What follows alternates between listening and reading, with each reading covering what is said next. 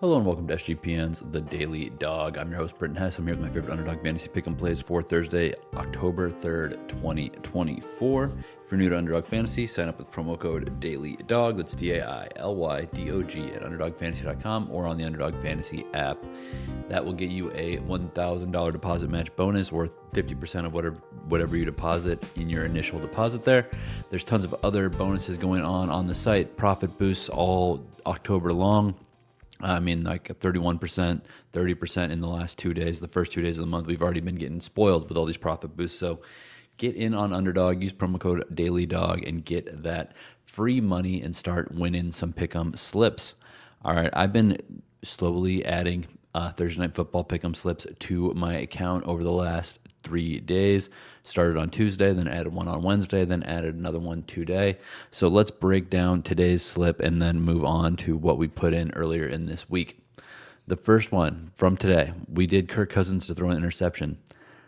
I just think that frustration is mounting for this offense for the Falcons. I think Kirk is actually kind of an underrated quarterback. I don't think he's great by any means, but I think he gets a bad rap, and obviously people, point out how bad he's been in prime time and all that stuff. Well, last time we saw him in prime time was against the Eagles. He had a game-winning drive at the end, took care of business there. And also, a lot of Kirk's bad record in prime time was when he was with the Commanders. The Commanders were absolutely horrible. His record with the Vikings was much better than it was when he was with that terrible team. That said, I still think he can throw a pick here because I still think that there's going to be pressure coming from this Buccaneers defense. You'll hear more about that shortly with my next pick, but simply put, Kirk throwing a pick here is definitely in the realm of possibility, and I think it's actually a high likelihood that it happens. So I'm starting to slip off with Kirk Cousins throwing interception. Next, I'm going to Yaya Diaby, pass rusher, outside linebacker for the Tampa Bay Buccaneers to have higher than 0.5 sacks. Diaby is quietly top 25 in the league in pressure rate. I think he's number 22 overall, actually. He's only got one sack on the year, which I think a lot of people believe, or leads a lot of people to believe, that, he's not really a sack guy. But he actually is. He's just been unlucky. Like, with his pressure rate, he should actually have secured more sacks thus far. We have Kirk Cousins coming back from the devastating Achilles injury. He's not moving too well, pretty non-mobile target. If they get into a situation where the Bucs need to pass, Diaby is going to have a great shot at finding home on that pass rush and getting Kirk Cousins to the ground. So Yaya Diaby higher than half of a sack. Last one, Cade, Buccaneers tight end, higher than 3.5 receptions. This one's going to juice. People are going to be talking about this one all day today on all the different fantasy shows and all the betting shows and everything else that you guys tune into throughout the day. So Cade, week 1, he had 1 reception on 5 targets. Week 2, he had 0 receptions on 2 targets. Then all of a sudden, Jalen McMillan gets banged up, and then even last week, Trey Palmer got banged up. So the receiving targets are getting short after those 2 big names, Chris Godwin and Mike Evans. In week 3, the loss to the Broncos, Cade had 7 catches on 8 targets, and then last week in the win versus the Eagles, he had 6 receptions on 9 targets. So when these wide receivers are hurt, like McMillan, and Trey Palmer, that means more of these short kind of not between the tackles, but kind of short and intermediate balls are going to be available for Cade to catch and convert as a tight end.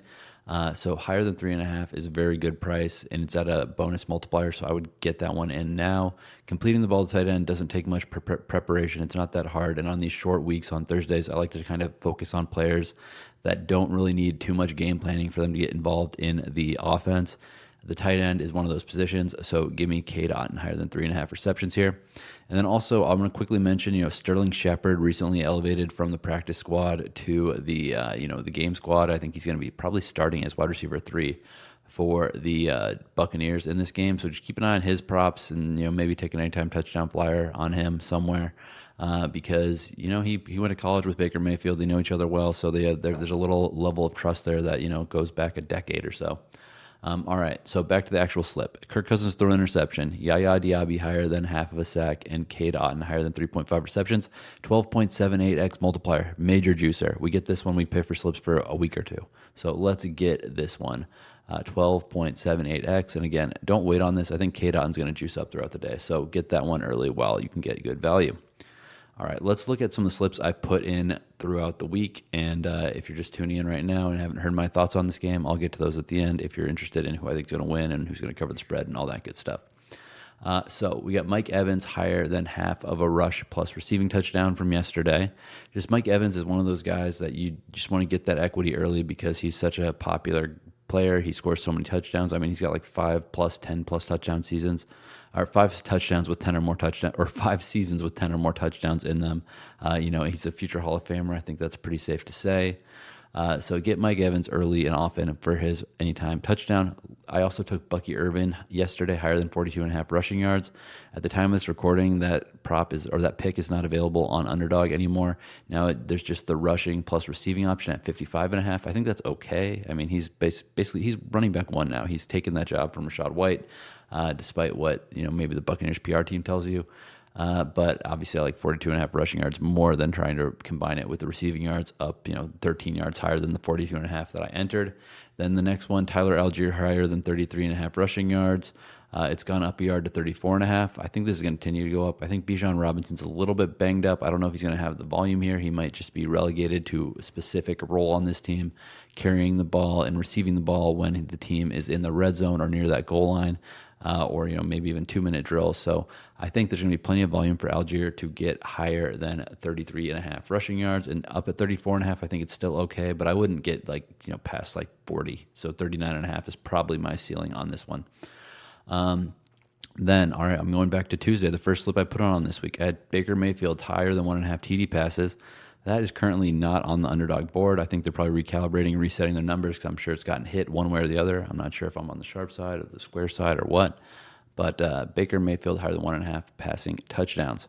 I also put in Bijan Robinson higher than half a rushing plus receiving touchdown at 1.08x multiplier early in the week here, simply because he is, he's the big play guy for this team, and also you get vulture protection. If you don't know about vulture protection on Underdog, it saved my bacon multiple times. So if you have a slip that is one leg away and that slip is for a designated running back to score a touchdown, and someone else on that team scores a touchdown rushing from inside the 10-yard line on a drive that your guy has touched the ball on, you get a refund on that slip. It has saved me. It saved me with it saved me with James Cook last week against the Ravens. That was very annoying because I was about to win big bucks.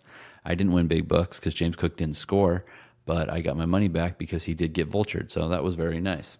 All right, so this slip so far is Baker Mayfield higher than 1.5 passing TDs. As I said earlier, this is not available right now, so I can't give you updated odds on this slip, but keep your eye on that one because I think Baker's definitely throwing for 2 in this game. Then Bijan Robinson higher than half a rushing plus receiving touchdown. I'm not as warm on this one as I was on Tuesday, but I still think it's okay and worth a play if you get a good multiplier on it. He is still a very talented player. I just don't know about his health.